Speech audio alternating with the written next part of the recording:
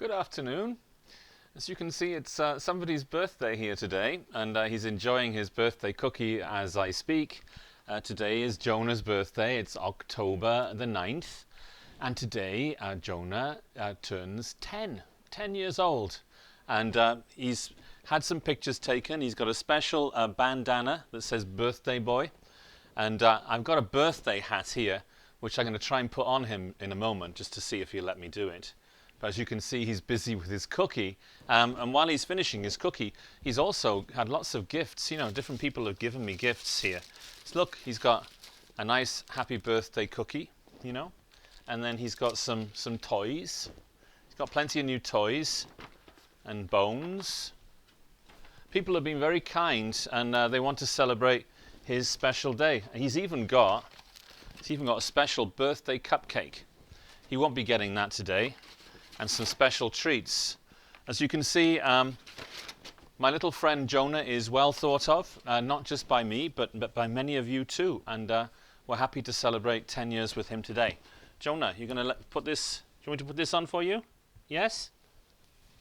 Yes? He's busy. Let's see. Anyway, as he eats away, I'll talk away and I'll try and put his hat on for you.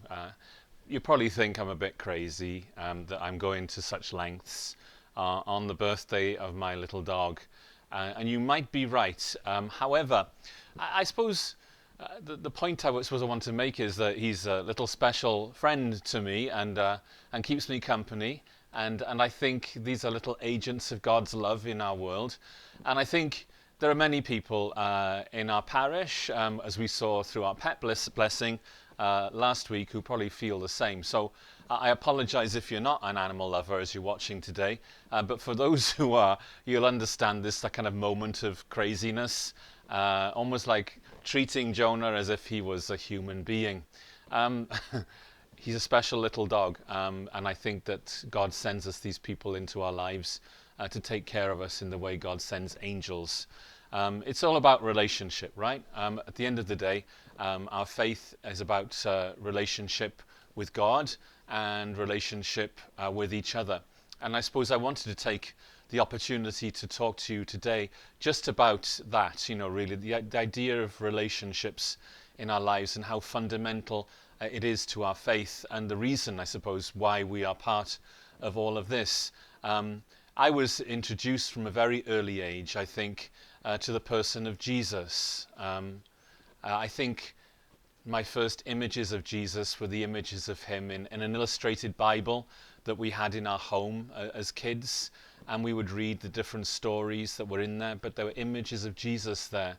And then for an early age, you see, my parents introduced me to Jesus by bringing me to church, taking me to Mass. I think my earliest memory of being in church, I think, was my father holding me. I must have been a toddler, and maybe I was making too much noise, so he carried me to the back of the church. I distinctly remember that. These are very, very early kind of memories, but it's memories of my family, I suppose, bringing me to Jesus and getting me to know Jesus as a real person. Now, a lot of people out there that do have no faith, they probably would think I was crazy because I would say that Jesus is a real person and Jesus is an important relationship in my life. But he is, and he always has been a part of my life from a very early times.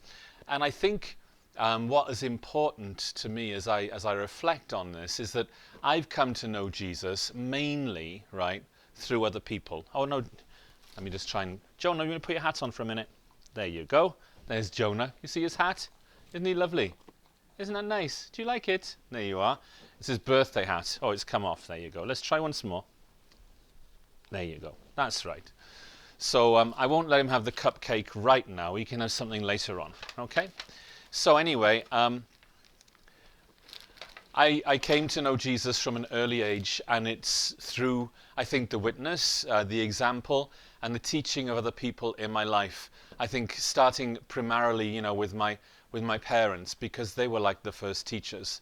They brought me to Jesus. And then when I think going through school, and we went to a Catholic school, The teachers from very early on, from first grade, second grade, had a profound influence through the way they taught me about Christ, mainly through their example, but then also through teaching us prayers, telling us stories about Jesus, that I really came to know Jesus as a real person. And then I think as a teenager, I was introduced at a deeper level to the person of Jesus through different priests that I knew and through different nuns that I knew. They led me to sort of know Jesus at a very spiritual level.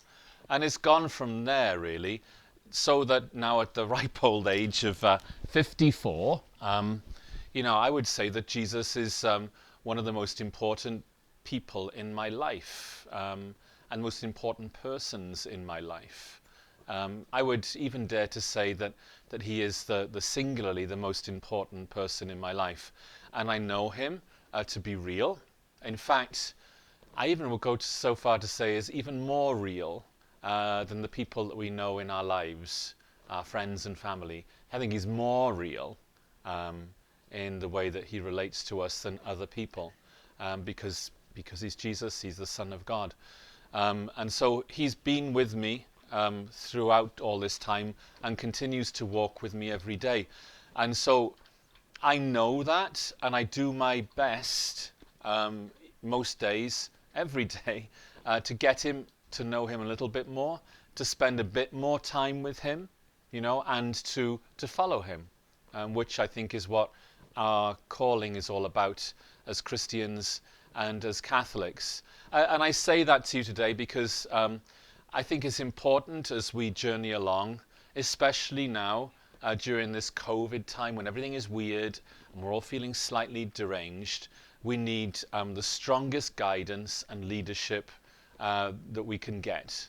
And I know for a fact that guidance and leadership that we need only actually comes from Jesus himself. So I would encourage you to reflect on your relationship with Jesus. What's it about? Where are you at with Jesus? Where is he in your life? And how real is he to you? We come to church and we receive him, as the real person that he is in the Eucharist. We listen to him and we know him when we read the Bible, the gospel stories, and see his words there. We know him that way. But also in our personal prayer life, I would encourage you to do that.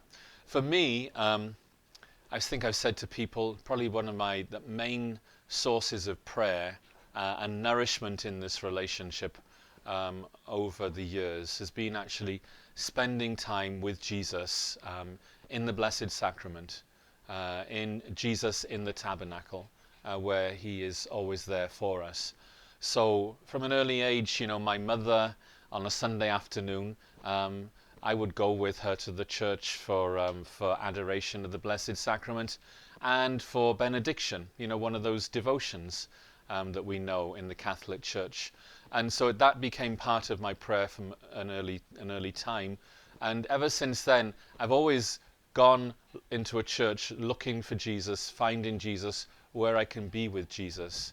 And one of my favorite activities, if you like, is actually just sitting down before Jesus and allowing myself to feel his presence. Because I feel when you are opposite Jesus in the Blessed Sacrament, you actually feel who he is and you know that he's real. So I can talk to you today about Jesus as though he is a real person because I know that he is. And I've not just seen, but I felt his presence regularly in my life. So I give you that as an option for your own prayer life. I'm a Vatican II baby, so I'm a Vatican II priest. I was born, after the council, when all the reforms had been made, and so I'm very much of that thinking.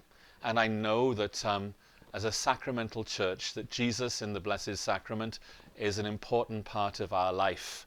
And so I know that in our parish here, once a month, our Hispanic brothers and sisters have been having a holy hour, and that's been before the Blessed Sacrament.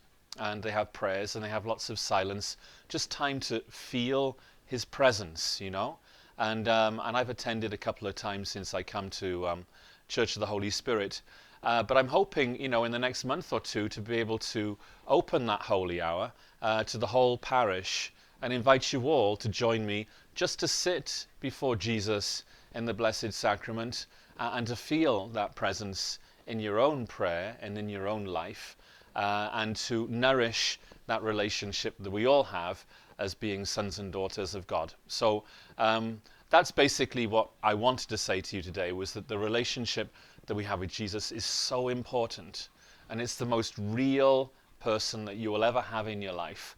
And I cannot recommend enough to you the importance of spending time with him, because by doing so you will come to know yourself more and what God is asking of you, and you will become stronger in an interior way so as to be able to endure some of this bad stuff that we're going through right now. We all need prayers, but we also need to be reminded that we're not in this on our own, and Jesus is the person who does that for us. Jonah has now left the picture.